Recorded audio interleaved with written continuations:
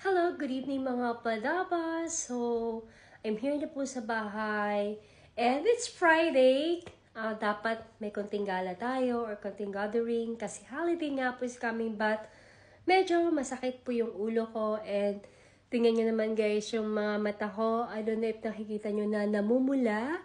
Kaya naman guys, stay muna tayo dito sa bahay. And then tomorrow, I need to go to dentist kasi meron ako ng something na nararamdaman dito sa taas ng dito sa may gums ko. So, kailangan ko siyang ipatingin. Or baka na maging worse na siya, diba?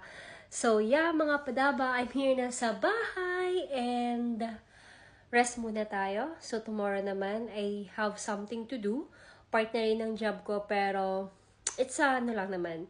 It's a light work lang naman. So, that's it mga padaba. Good evening, and happy Friday. Once again, it's Tatay Digong's birthday. So, happy 80th birthday, Tatay Digong. Laban lang po. Mahal ka po namin mga Pilipino. Love you, Tatay Digong.